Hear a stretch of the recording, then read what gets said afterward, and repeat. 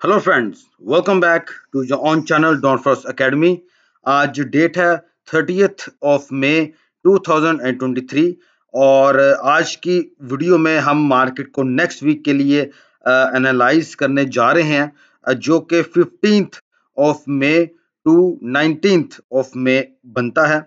और हम आज के एनालिसिस में देखेंगे कि कौन से ऐसे पेयर्स के ऊपर मार्केट हमें अपॉर्चुनिटी दे रही है, जिनको अवेल करके हम नेक्स्ट वीक में मार्केट से एक अच्छा गेन जो है वो हासिल कर सकते हैं। आप भाइयों से मेरी हमेशा की तरह पहली जो रिक्वेस्ट है वो यही रहती है कि मेरे चैनल को ज़रूर सब्सक्राइब कर लें, ताकि जब भी मेरी न्यू वीडियो अपलोड हो या जब भी मैं लाइव आऊँ, वो आपको अपनी जो नोटिफिकेशन है वो आपको वक्त पर मिल सके, ताकि आप मेरे एनालिसिस से बेनिफिट हासिल कर पाएँ।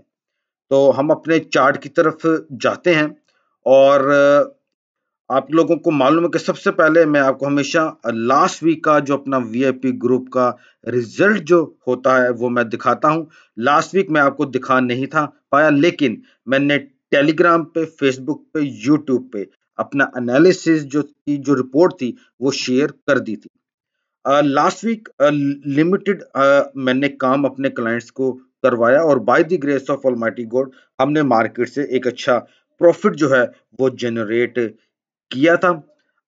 मैं कुछ मसरूफ भी था और ज्यादा वक्त नहीं दे पाया, लेकिन फिर भी हमने मार्केट के अंदर काम अपना किया और टोटल हमने 185 नेट पिप्स जो हैं वो लास्ट वीक हमने गेन कर लिए हैं। ठीक है। और अभी हमारी एक ट्रेड एक्सएनजी यानी कि यूएस नेचुरल गैस के ऊपर अभी भी हमारी जो ट्रेड है वो एक्टिव है, और हम देखेंगे कि हमें इससे प्रॉफिट होगा या लॉस होगा। इसका जो रिजल्ट होता है वो मैं आपको नेक्स्ट वीक में दिखा दूंगा। नेक्स्ट वीक हम अगर फंडामेंटल की बात करें तो मंडे से ही मैं वॉलेटिलिटी जो है वो हमें मार्केट में देखने को मिलना शुरू हो जाएगी, और बहुत हैवी न्यूज़ जो हैं वो नेक्स्ट वीक में हमें देखने को मिल रही हैं। और मैं वक्त के साथ साथ आप भाइयों को इनके मुताबिक भी अपना एनालिसिस जो है अपने वीआईपी ग्रुप में देता रहूंगा। ठीक हो गया। एम्प्लॉयमेंट क्लेम भी आपको वेडनेसडे को देखने को मिल रही है, सॉरी थर्सडे वाले दिन आई थिंक, या यूएस डॉलर की। और मंडे वाले दिन भी एम्पायर स्टेट मैन्युफैक्चरिंग इंडेक्स की रिपोर्ट आ रही है। ट्यूसडे को पाउंड की आ रही है, कनाडा की, डॉलर की। वेडनेसडे को ऑस्ट्रेलिया की, फिर पाउंड की।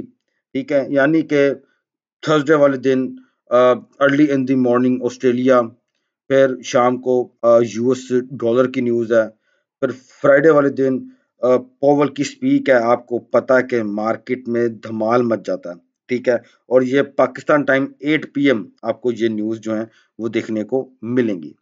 तो आइए हम अपने चार्ट पे जाते हैं। सबसे पहले हमारे सामने जो चार्ट है एज यूजुअल वो डॉलर करेंसी इंडेक्स का ही है, और आपको पता है कि इसको ही हम सबसे पहले एनालाइज करते हैं, क्योंकि आई बिलीव कि अगर आप इसको सही तरीके से जज कर लेते हैं तो बाकी पेयर्स के ऊपर ट्रेड करना आपके लिए आसान हो जाता है। ये आपके सामने एक सेलिंग जोन मैंने डिस्क्राइब करके रखा हुआ है, और मुझे लगता है कि ये जोन बहुत ही अहमियत रखेगा डॉलर करेंसी इंडेक्स को फॉलिंग कराने में। ठीक है। और न्यूज भी आ रही है नेक्स्ट वीक। अब ये देखिए, ये जो एक फेक ब्रेकआउट मैंने यहाँ पे दिखाया कि मार्केट ने अपनी सपोर्ट ली थी, मार्केट अप गई, मार्केट डाउन आई, फिर थोड़ी सी अप गई, फिर मार्केट डाउन आई, फिर अपनी सपोर्ट ली, मार्केट अप में गई।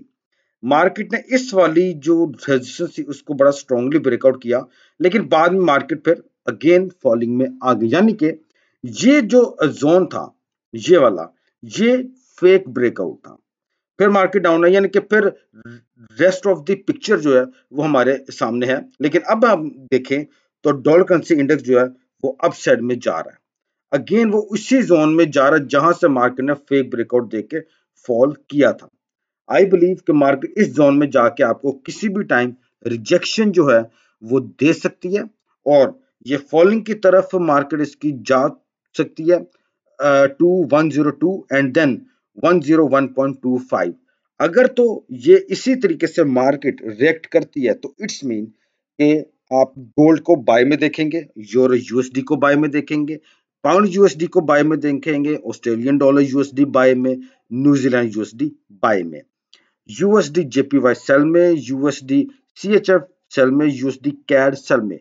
लेकिन यहाँ पे मैं एक बात बार बार बता दूं कि अब हर pair country to country vary कर रहा है।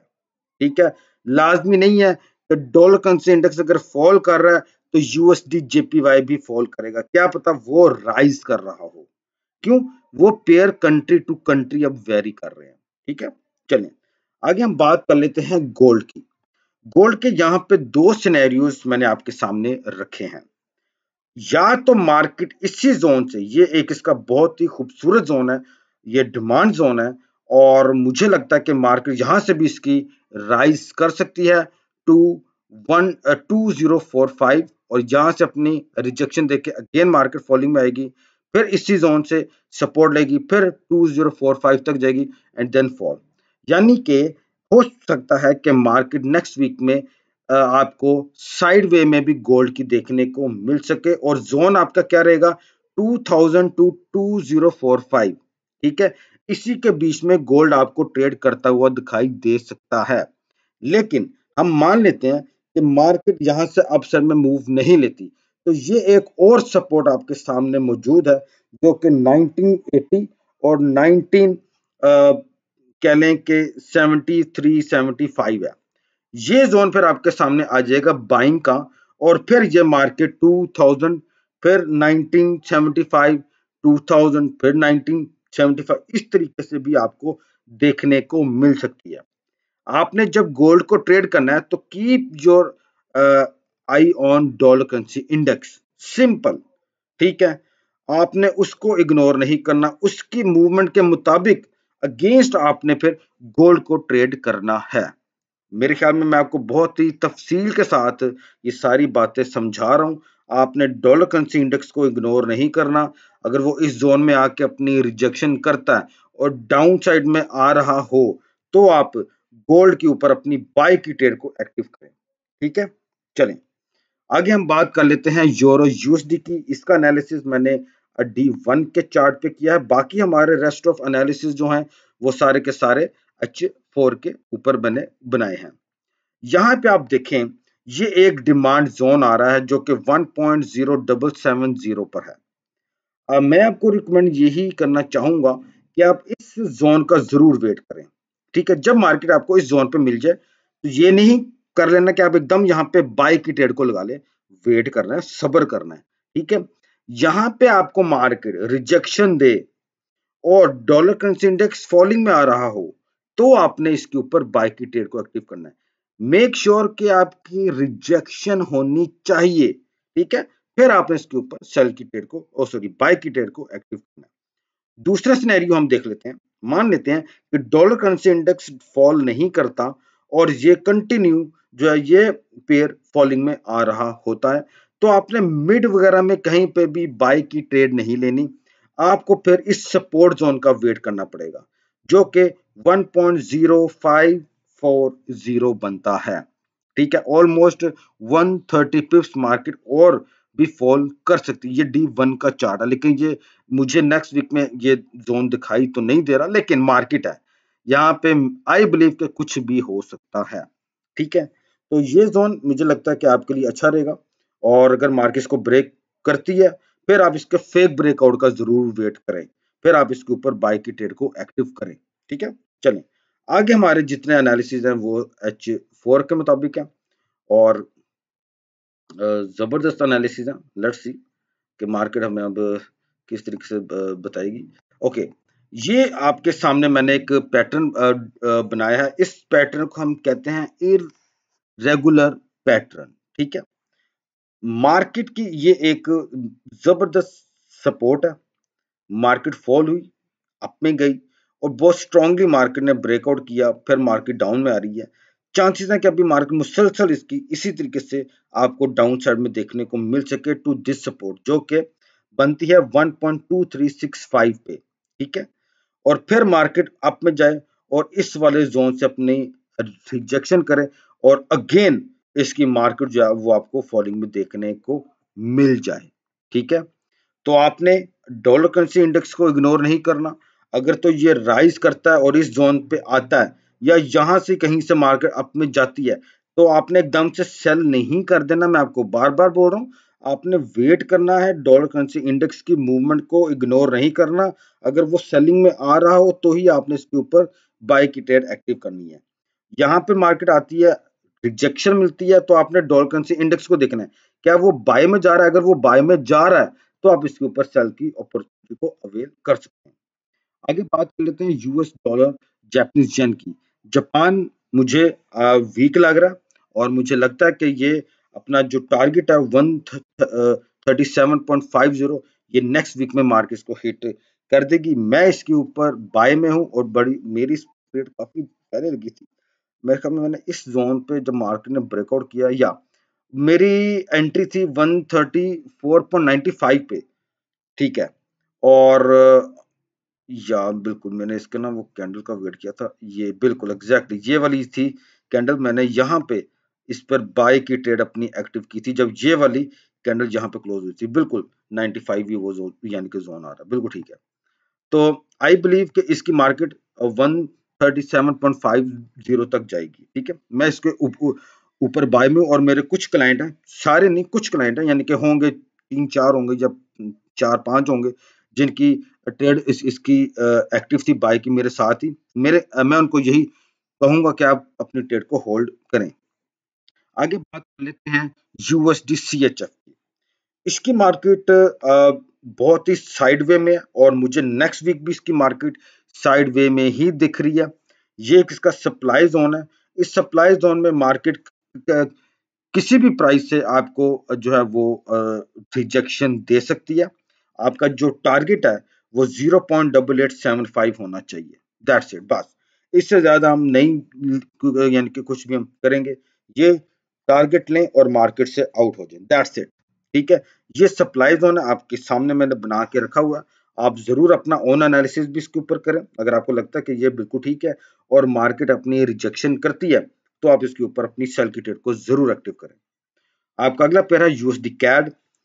बहुत ही जबरदस्त इसका एनालिसिस मेरा रहा कल के दिन में और अभी मुझे लगता है मैंने यहाँ पे मेंशन किया ये एक इसकी रेजिस्टेंस है। मैंने यहाँ पे मेंशन भी कर दिया, wait for the rejection at 1.3590 then look for sell. ये इस प्राइस पे मार्केट जाए और अपनी रिजेक्शन दे दे तो आप इसके ऊपर अपनी सेल की ट्रेड को एक्टिव करें फॉर द टारगेट 1.3425 के लिए। अगला पेयर आपका ऑस्ट्रेलियन डॉलर यूएसडी है। मुझे लगता है कि मार्केट अपने सपोर्ट जोन तक जा सकती है। यहां से आपको रिजेक्शन मिले, डॉलर करेंसी इंडेक्स फॉल करे, आप इसके ऊपर अपनी बाय की ट्रेड को एक्टिव करें फॉर द टारगेट 0.6725। और मान लेते हैं कि मार्केट फॉल ही मार देती है और इस जोन पे आके अपनी रिजेक्शन करती है तो आप इसके ऊपर बाय की ट्रेड को एक्टिव कर सकते हैं। लेकिन आपने डॉलर करेंसी इंडेक्स को भी साथ देखते रहना है। ठीक है, और टारगेट आपका मैंने यही बता दिया। ठीक हो गया, आगे चलते हैं। न्यूजीलैंड यूएसडी मार्केट अपने डिमांड जोन के बिल्कुल पास पहुंच गई है और मुझे लगता है कि इसकी मार्केट यहां से भी अप ट्रेंड अपना ले सकती है। लेकिन हम देख रहे हैं कि डॉलर करेंसी इंडेक्स हमें थोड़ा सा भी स्ट्रॉन्ग दिख रहा है, बाद में जाके वो वीक हो सकता है। तो लेकिन अगर वो मंडे को ही वीक हो जाता है तो आप इसके ऊपर यहां से भी बाय की ट्रेड को एक्टिव कर सकते हैं। और जो लास्ट वीक का इसका हाई था 0.6370, ये आप अपना टेक प्रॉफिट रख सकते हैं। और मान लेते हैं कि मार्केट इसको ब्रेक करती है, डाउन में आती है, तो एक सपोर्ट आपके सामने एक और मौजूद है। ठीक है, तो आप इस पे भी अपनी जो ट्रेड को है वो बाय की एक्टिव कर सकते हैं फॉर द टारगेट। ये था मेरा हाँ 0.6270। ठीक है, चलें आगे बात कर लेते हैं CHF जापानीज येन की। ये बुलिश वेज पैटर्न आपके सामने मैंने बना के रखा हुआ है।